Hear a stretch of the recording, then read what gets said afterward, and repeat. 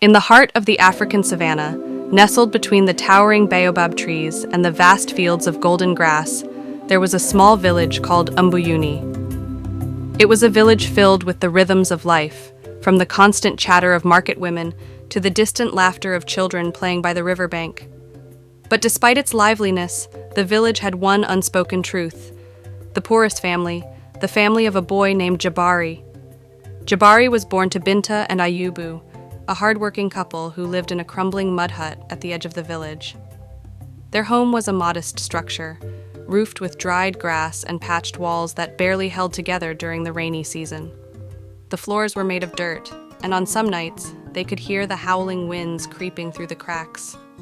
It was a life of struggle, with barely enough food to last through the week and clothes that had been passed down through generations. The villagers were not kind to them. Jabari's family was often the subject of ridicule, whispers following them wherever they went. "Look at them," the villagers would say. "They can barely afford to feed themselves. Ayubu is a weak man, and Binta, she's just as hopeless." No one wanted to be associated with them. The children of the village refused to play with Jabari, and their parents warned them not to be seen near the cursed family. Even in the market, Binta and Ayubu had to endure the cold stares and murmured insults as they tried to sell the little produce they had managed to grow on their small, barren piece of land. It was as if poverty clung to them like a bad omen. But Jabari was different. Though his clothes were tattered, his belly often empty, and his shoes worn through, his eyes were filled with a fire that even the deepest poverty couldn't extinguish. He was a dreamer. From a young age, Jabari would sit under the large baobab tree, watching the village come alive. He observed the traders with their colorful fabrics, the farmers with their baskets full of ripe crops, and the builders shaping bricks for new homes. "One day," he would whisper to himself, "one day I will be more than this. I will be more than the boy everyone laughs at. I will change this village." But life wasn't easy for Jabari. Every morning before the sun rose, he would follow his father, Ayubu, to the fields. The earth was hard, cracked from the scorching sun, and their crops barely grew. Despite their efforts, they would often return home with only a handful of maize, just enough for a small meal. While other children were at school, learning and laughing, Jabari spent his days helping his parents, struggling to survive. At night, while his parents slept, Jabari would secretly study by the light of a small oil lamp.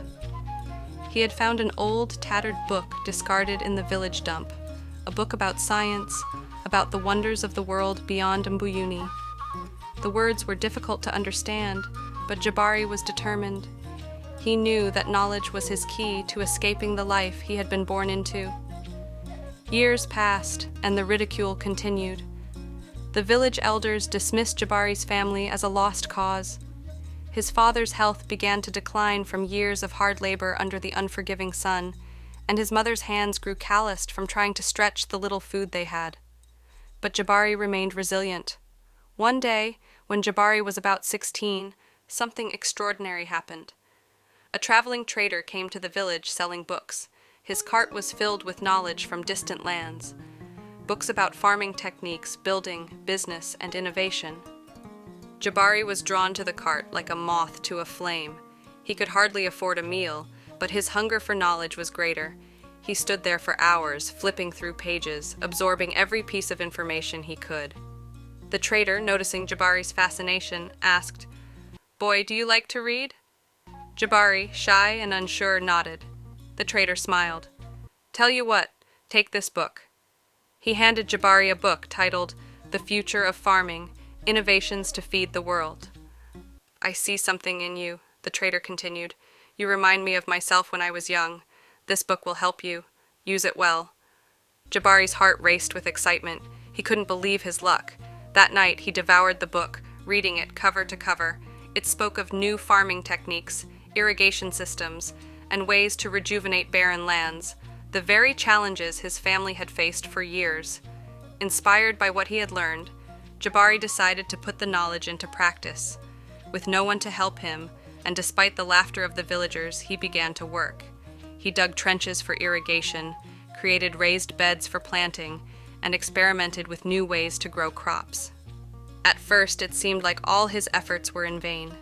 Weeks passed, and nothing happened. The villagers mocked him even more, calling him foolish for trying to change his fate. But then, one morning, a miracle occurred.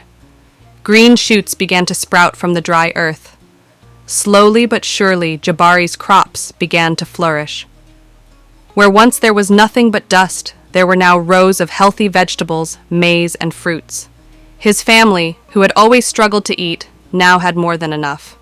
Not only that, but Jabari had figured out how to grow more with less water, a problem that had plagued the village for years. The news spread like wildfire. The villagers, who had once looked down on Jabari, now came to him for advice. Farmers from nearby villages traveled to see his fields, marveling at the lush crops growing in such a harsh environment. Jabari didn't hoard his knowledge. He shared it freely, teaching others the techniques he had learned from the book and refined through his own trials. As the seasons passed, Mbuyuni transformed. The once dry and barren land became a thriving agricultural hub, all thanks to Jabari's innovations. His family, once the poorest in the village, became respected and admired. The same people who had mocked them now spoke of Jabari with awe, calling him the son of the soil, a boy who had turned the earth itself into gold. But Jabari didn't stop there. He had bigger dreams. Using the money he earned from his successful farming, he built a school in the village, a place where children, regardless of their background, could learn and dream just like he had. He hired teachers from the city and ensured that no child in Mbuyuni would ever have to choose between education and survival like he once had. As the years passed, Jabari's influence grew. He didn't just change his family's fortune, he transformed the entire village. New homes were built, roads were paved, and markets flourished. The village that had once shunned his family now thrived because of his vision and determination. One evening, as the sun set over the village and the sky turned a deep orange, Jabari stood at the top of the hill overlooking Mbuyuni. He was no longer the boy everyone laughed at. He was a man, a leader, and a symbol of hope for his people. His journey had been long and filled with challenges, but through it all, he had remained resilient, driven by a dream that even poverty couldn't crush. Jabari knew one thing for sure: no matter where you start in life, with enough determination, knowledge, and a bit of luck, you can change not just your own fate, but the fate of an entire village. And so Mbuyuni flourished, forever grateful to the boy who had beaten the odds and turned poverty into prosperity.